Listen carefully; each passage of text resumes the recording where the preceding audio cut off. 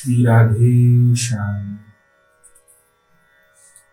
आगे और चैत्र शुक्ल पूर्णिमा को भक्तराज वैष्णवा नाम अग्रगण्य श्री हनुमान जी महाराज का आविर्भाव दिवस प्राकट्य महोत्सव पूरे भारतवर्ष में, पूरे विश्व में बहुत धूमधाम से मनाया जाता है।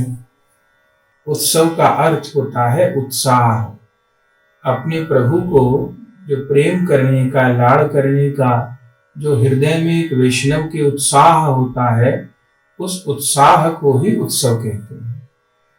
तो श्री हनुमान जी महाराज के उत्सव के प्रति हम वैष्णवों का क्या भाव होता है कि हनुमान जी महाराज हमारे ठाकुर जी के बड़े लाडले सेवक हैं, बड़े लाडले सेवक हैं। भगवान श्री सीताराम जी के, श्री श्यामा श्याम के बड़े लाडले हैं, भक्त अग्रगण्य हैं। तो प्रथम तो हनुमान जी का उत्सव मनाने से भगवान सीताराम श्यामा श्याम प्रसन्न होते हैं, क्योंकि वो उनको अत्यंत प्रिय हैं।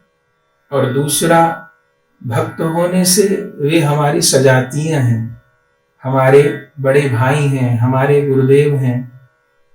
तो ये बड़ा मधुर संबंध सब वैष्णवों का हनुमान जी के प्रति है। और हनुमान जी चारों युगों में विराजमान है, चारों युग प्रताप तुम्हारा। और क्यों विराजमान है?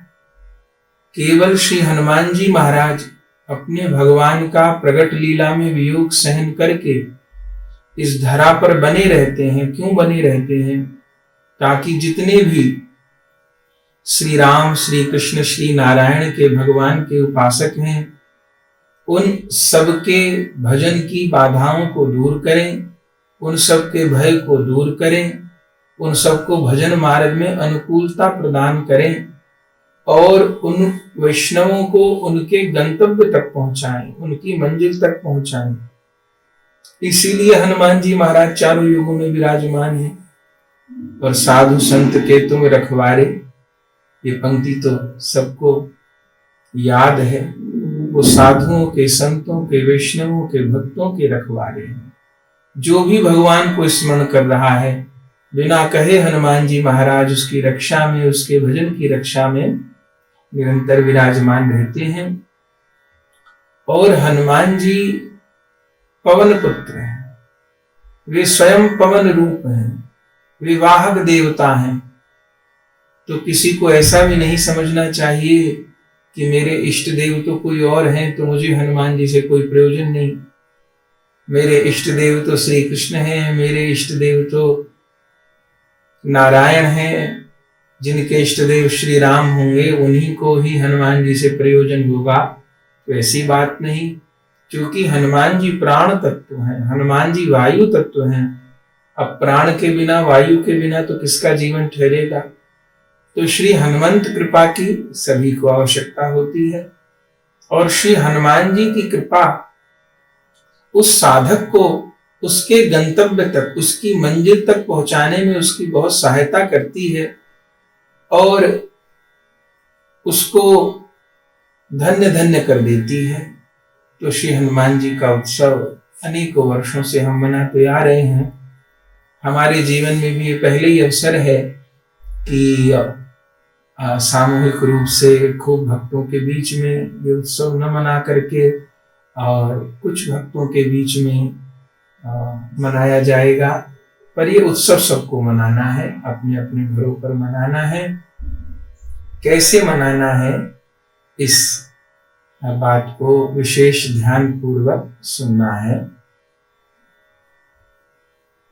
हनुमान जी के उत्सव मनाने के अनेक तरीके हो सकते हैं। उसमें सबसे सुंदर स्वरूप है कि हनुमान जयंती को श्री सुंदर कांड का पाठ सब वैष्णव भक्तजन अपने परिवार के साथ अपने घर पर करें। श्री हनुमान जी के स्वरूप को ठाकुर जी के चरणों में निकट विराजमान कर लें, उनका पूजन कर लें, चंदन से, रूली से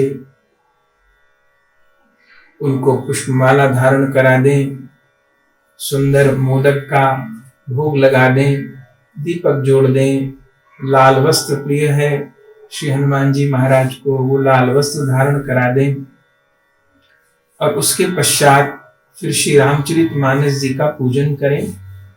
श्री रामचरितमानस जी के पूजन में फूल, चंदन, तुलसी श्री रामचरितमानस जी को अर्पण होती हैं। रामचरितमानस जी को भी अलग से भोग जल अर्पण कर दें। और उसके पश्चात फिर संकल्प करें तो बहुत अच्छा है।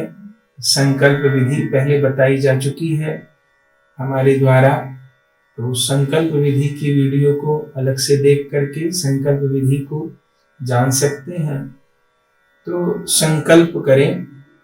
और संकल्प में भी सबसे पहले, किसी भी पूजा में सबसे पहले अपने गुरुदेव का ध्यान होता है, क्योंकि गुरुदेव का ध्यान करके ही योग्यता प्राप्त होती है, सामर्थ्य प्राप्त होती है। तो गुरुदेव का ध्यान करते हैं, फिर गुरुदेव के गुरुदेव, उनके गुरुदेव, ऐसे गुरु परंपरा को स्मरण करते हैं। उसके पश्चात फिर अपने इष्ट देव को स्मरण करते हैं। श्री निताई गौरांग देव को परिकर सहित, श्री राधा माधव को परिकर सहित स्मरण करेंगे।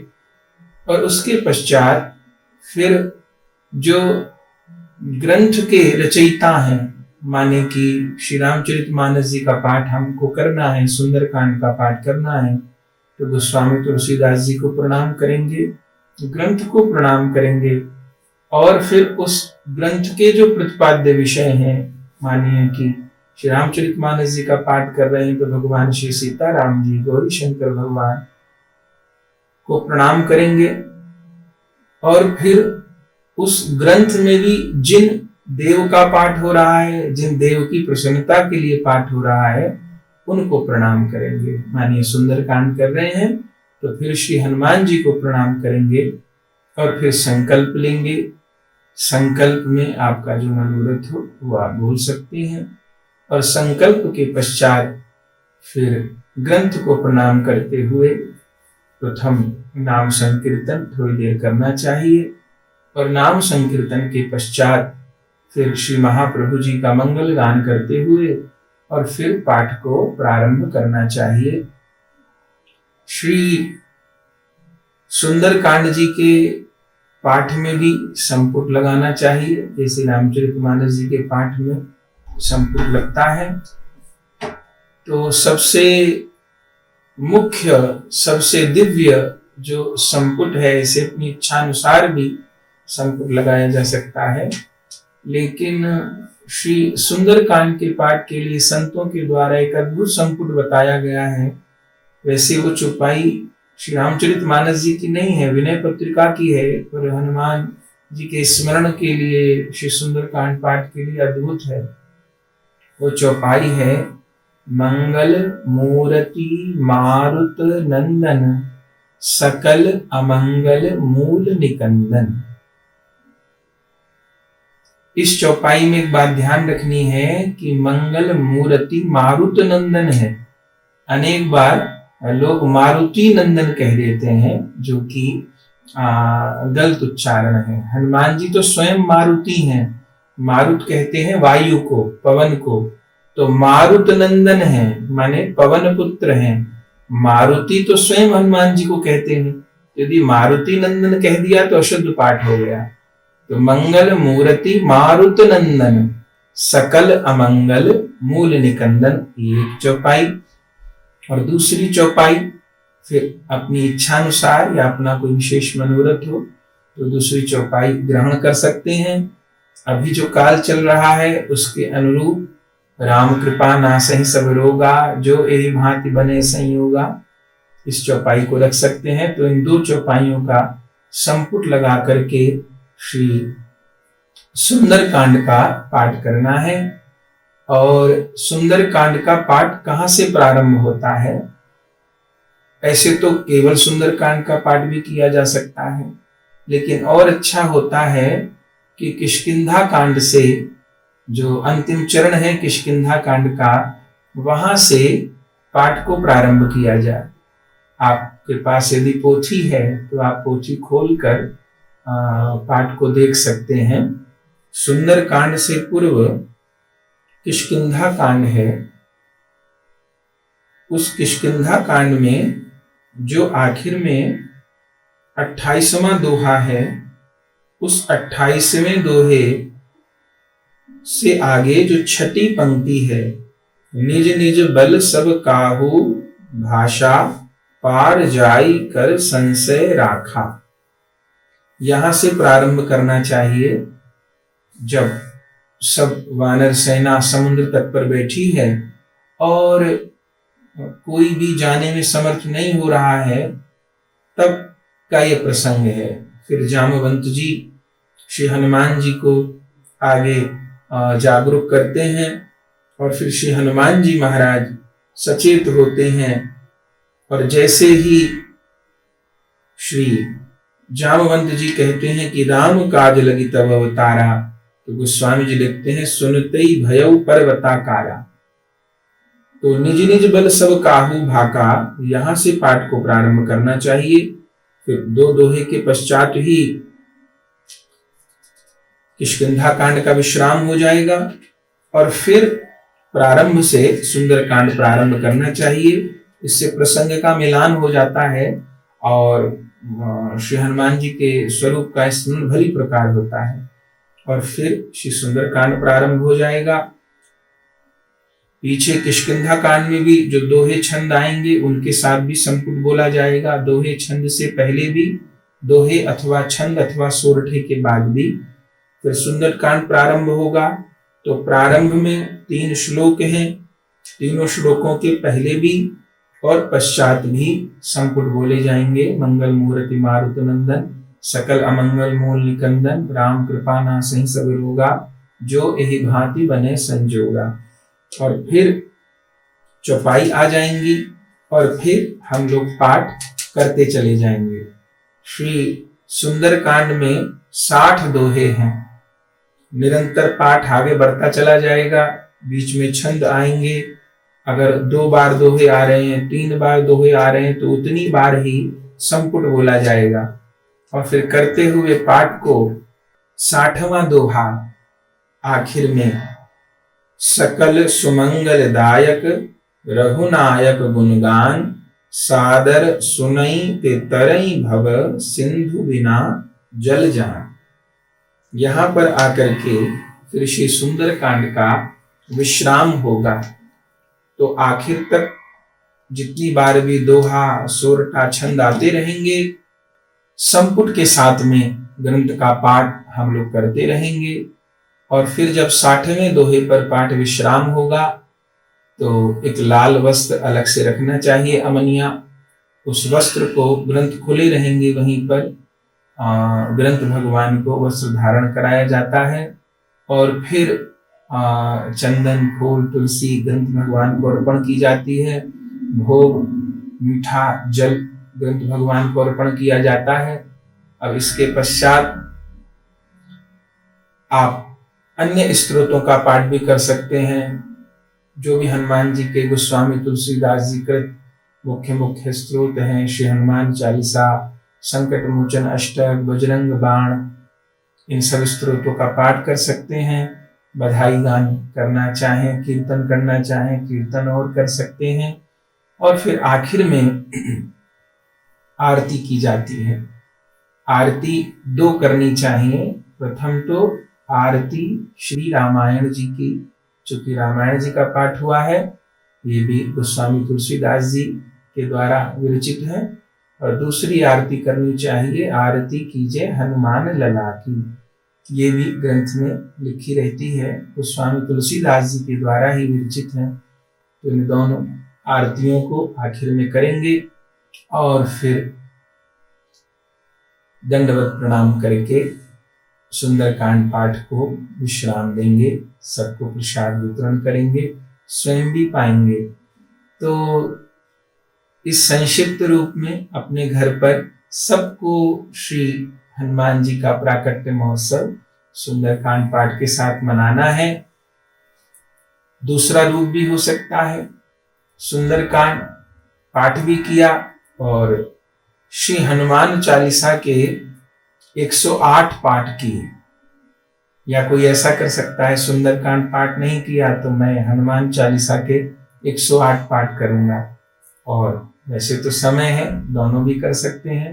सुबह सुंदरकांड पाठ कर लिया, संध्या समय 108 हनुमान चालीसा के पाठ कर लिए। श्री हनुमान चालीसा सिद्ध स्तोत्र है। कभी श्री हनुमान चालीसा पर ही चर्चा होगी, केवल हनुमान चालीसा की कथा होगी, तो और दिव्य रूप में हनुमान चालीसा की महिमा प्रकट होगी। मंत्रात्मक पूरा एक वैज्ञानिक एक स्त्रोत है और जीवों के कल्याण के लिए ही गोस्वामी तुलसीदास जी महाराज ने इस स्तोत्र को प्रकट किया है। और स्वयं गोस्वामी तुलसीदास जी ने लिखा है कि जो यह पढ़े हनुमान चालीसा होय सिद्धि साखी गौरीसा। अब जो लोग कहते हैं कि माता बहनों को हनुमान चालीसा नहीं पढ़नी चाहिए, तो वे गोस्वामी तुलसीदास जी की बात का ही विरोध कर रहे हैं। गोस्वामी जी ने ये नहीं कहा कि जो नर पढ़े हनुमान चालीसा, या जो पुरुष पढ़े हनुमान चालीसा, या जो विप्र पढ़े हनुमान चालीसा, न, उन्होंने कहा जो यह पढ़े। जो यह में जो कोई सब आ गए, वो ब्राह्मण है, क्षत्रिय है, वैश्य है, या चतुर्थ वर्ण है, स्त्री है, पुरुष है, पढ़ा लिखा है कि मूर्ख है, कोई भी, यहां तक कि दूसरे धर्म का क्यों न हो, प्राणी मात्र को श्री हनुमान चालीसा का पाठ करना चाहिए। जो यह पढ़े हनुमान चालीसा होए सिद्धि साखी गौरीसा, तो उसको सिद्धि प्राप्त होती है। सिद्धि का अर्थ क्या है? पहला अर्थ तो ये है कि जो उसका मनोरथ है वो मनोरथ पूर्ण होता है, सिद्ध होता है। और इस कलयुग में तो हृदय की शुद्धि ही सिद्धि है, तो हृदय शुद्धि रूप सिद्धि प्राप्त होती है। इसके साक्षी कौन है? होए सिद्ध साखी गौरीसा। इसके साक्षी गौरीशा अर्थात भगवान शंकर है। तो हनुमान चालीसा की महिमा को स्वयं गोस्वामी जी ने चालीसा में कहा है।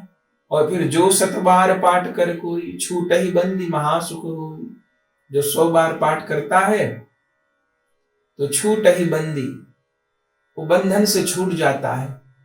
अब इसका एक अर्थ तो ये भी हो सकता है कि कोई कारागार में बंद है तो छूट जाएगा।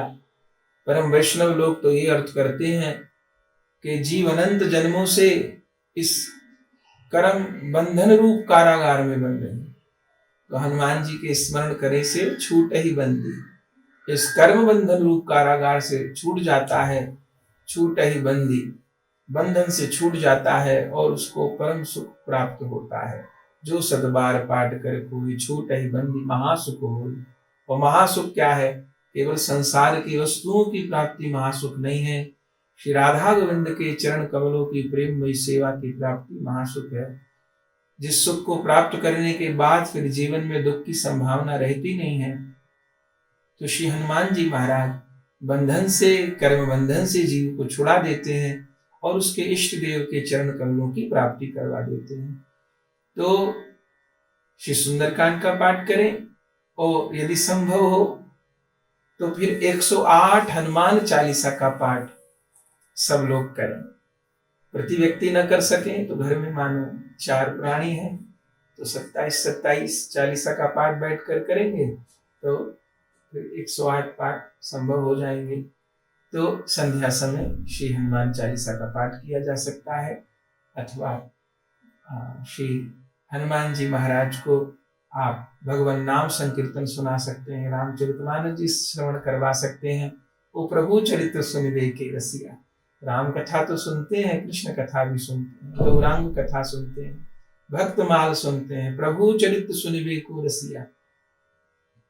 और श्री हनुमान जी चारों युगों में विराजमान है, आप जानते हैं, सब लीला में विराजमान है। श्री राम जी की लीला में तो है ही हनुमंत रूप से, श्री कृष्ण लीला में विराजमान है, आप सब हनुमंत चरित्र सुनते हैं। श्री कृष्ण की लीला में विराजमान है, पूरे महाभारत के युद्ध में विराजमान रहे हैं।